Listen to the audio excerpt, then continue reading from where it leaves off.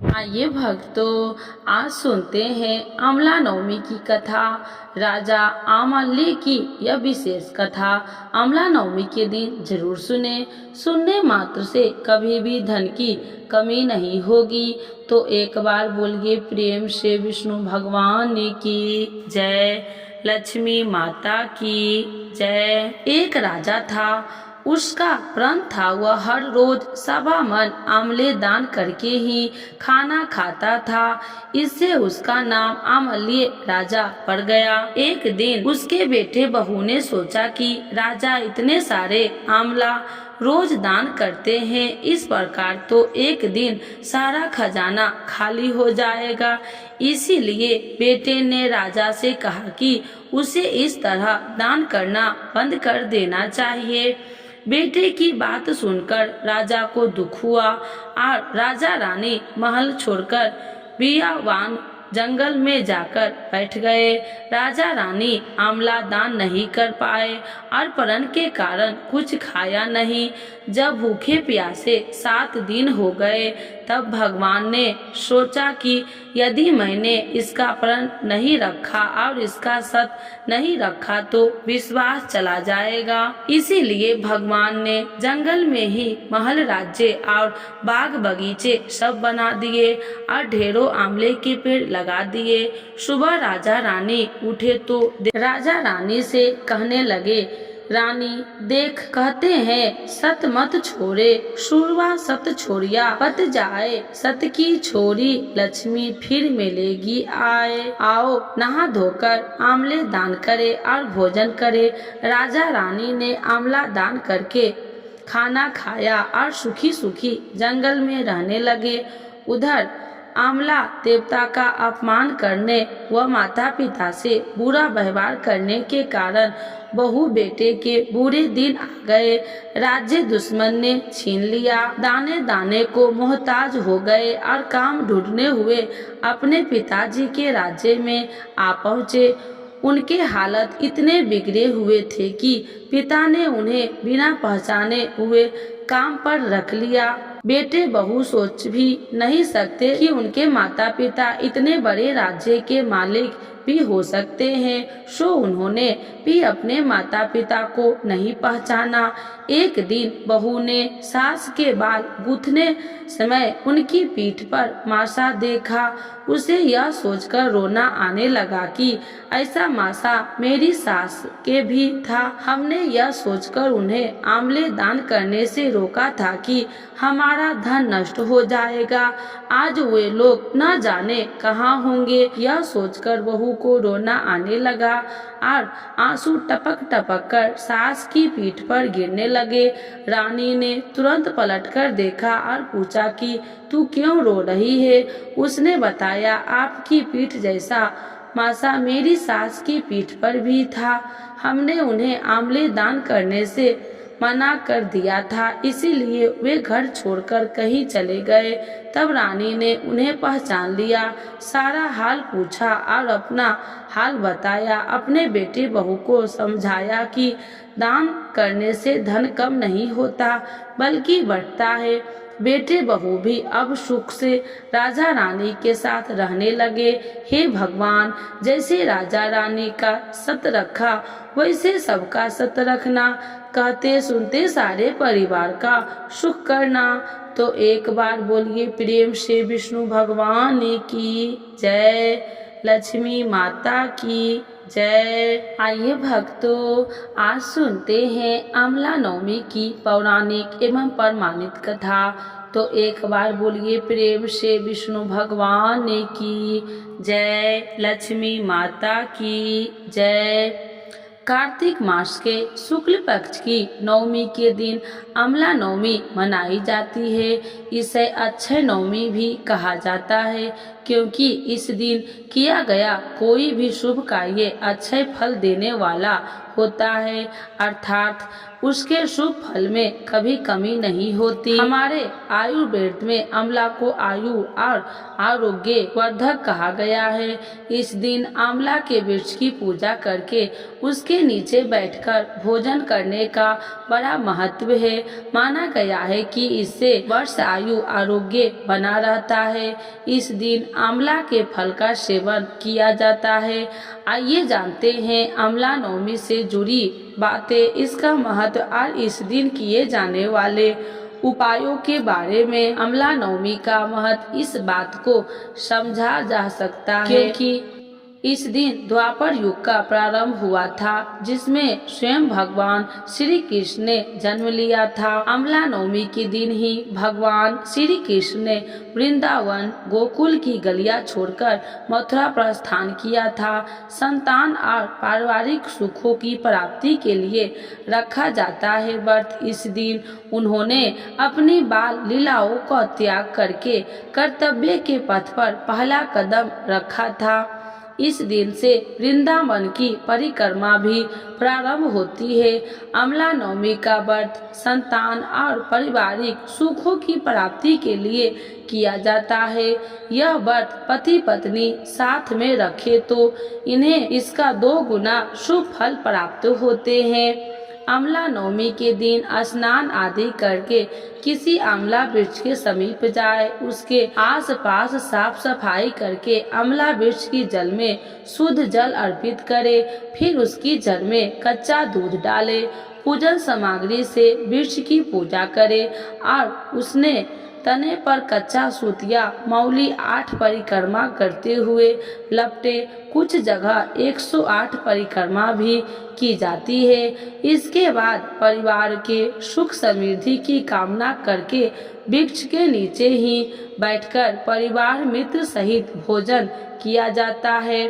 आंवला नवमी को वेद पुराणों में अत्यंत उपयोगी और पूजनीय कहा गया है। आंवला का संबंध कनकधारा स्तोत्र से भी है।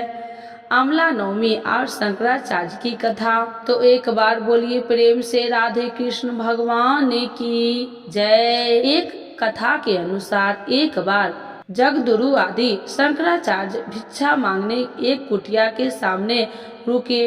वहाँ एक बूढ़ी औरत रहती थी जो अत्यंत गरीबी और दयनीय स्थिति में थी। शंकराचार्य की आवाज सुनकर वह बूढ़ी औरत बाहर आई। उसके हाथ में एक सूखा आंवला था। वह बोली, महात्मा, मेरे पास इस सूखे आंवले के सिवाय कुछ नहीं है जो आपको भिक्षा में दे सकूं। शंकराचार्य को उसकी स्थिति पर दया आ गई और उन्होंने उसी समय उसकी मदद करने का प्रण लिया। उन्होंने अपनी आंखें बंद की और मंत्र रूपी 22 श्लोक बोले। ये 22 श्लोक कनकधारा स्तोत्र के माँ लक्ष्मी ने उन्हें दिव्य दर्शन दिए और कहा कि शंकराचार्य, इस औरत ने अपने पूर्व जन्म में कोई भी वस्तु दान नहीं की है। यह अत्यंत कंजूस थी और मजबूरी बस कभी कुछ देना ही पड़ जाए तो यह बुरे मन से दान करती थी। इसीलिए इस जन्म में इसकी यही हालत हुई है। यह अपने कर्मों का फल भोग रही है, इसीलिए मैं इसकी कोई सहायता नहीं कर सकती।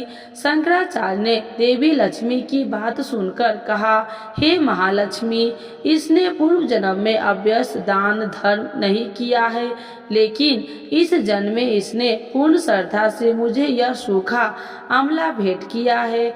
इसके घर में कुछ नहीं होते हुए भी इसने यह मुझे सौंप दिया। इस समय इसके पास यही सबसे बड़ी पूंजी है। क्या इतना भेंट करना पर्याप्त नहीं है? शंकराचार्य की इस बात से देवी लक्ष्मी प्रसन्न हुई और उसी समय उन्होंने गरीब महिला की कुटिया में स्वर्ण के आंवले की वर्षा कर दी। हे भगवान, जैसे उस बुढ़िया की गरीबी दूर की है, वैसे सबको दूर करना। इस कथा को सुनने वाले एवं हुंकार भरने वाले की गरीबी को दूर करना। तो एक बार बोलिए प्रेम से विष्णु भगवान की जय, लक्ष्मी माता की जय। आइए भक्तों, आज सुनते हैं तुलसी माता की चालीसा। यह चालीसा सुनने से होती है हर रोगों से मुक्ति, मिलती है सुख समृद्धि का आशीर्वाद। तो एक बार बोलिए प्रेम से विष्णु भगवान की जय, तुलसी माता की जय, भगवती माता की जय। श्री तुलसी महारानी करु विनय सिरनाय, जो मम हो संकट विकट दीजे मात नसाय। नमो नमो तुलसी महारानी, महिमा अमित न जाए बखानी, दियो विष्णु तुमको सम्माना, जग में छायो सुयस महाना। विष्णु प्रिय जय जयंती भवानी, तिहु लोक की हो सुख खानी। भगवत पूजा करे जो कोई, बिना तुम्हारे सफल न हो। जिन घर तब नहीं होए निवासा, उस पर करे विष्णु नहीं वासा। करे सदा जो तब नित सुमरन, ते ही के काज होए सब पूरन। कार्तिक मास महात्म्य तुम्हारा, जाको जानत सब संसारा। तब पूजन जो करे कुमारी, पावे सुंदर वर सुकुमारी। करे जो पूजा नित प्रति नारी, सुख संपत्ति से होए सुखारी। वृद्धा नारी करे जो पूजन, मिले भक्ति होवे पुलकित मन। श्रद्धा से पूजे जो कोई, भव निधि से तर जावे सोई। कथा भागवत यज्ञ करावे, तुम बिन नहीं सफलता पावे। छायो तब प्रताप जग भारी, ध्यावत तुम्हि सकल चितधारी। तुम्हि मात यत्र तंत्र में, सकल काज सीधे होवे क्षण में। औषधि रूप आप हो माता, सब जग में तब यश विख्याता। देव ऋषि मुनि और तपधारी, करत सदा तब जय जयकारी। वेद पुराणन तब यश ज्ञाया, महिमा अगम पार नहीं पाया। नमो नमो जय सुख कारिणी, नमो नमो जय दुख निवारिणी। नमो नमो सुख संपत्ति देनी, नमो नमो अख काटन छेनी। नमो नमो भक्तन दुख हरनी, नमो नमो दुष्टन मद छेनी। नमो नमो भव पार उतारिणी, नमो नमो परलोक सुधारिणी। नमो नमो निज भक्तन उबारिणी, नमो नमो जन काज सवारिणी। नमो नमो जय कुमति नशावनी, नमो नमो सब सुख उपजावनी। जयति जयति जय तुलसी माई, ध्याऊ तुमको शीश नवाई। निर्जन जानी मोहि अपनाओ, बिगड़े काज आप बनाओ। करूँ विनय मैं मात तुम्हारी, पूरन आशा करूँ हमारी। शरण चरण कर जोड़ी मनाओ, निस दिन तेरे ही गुण गाऊं। करहु मात यश अब मोह पर दाया, निर्मल होए सकल मम काया। मांगू मात या वर दीजे, सकल मनोरथ पूरन कीजे। जानू नहीं कुछ नेम उचारा, क्षमहु मात अपराध हमारा। 12 मास करे जो पूजा, ताशम जग में और न दूजा। प्रथम ही गंगा जल मंगवावे, फिर सुंदर स्नान करावे। चंदन अक्षत पुष्प चढ़ावे, धूप दीप नैवेद्य लगावे। करे आचमन गंगा जल से, ध्यान करे हृदय निर्मल से।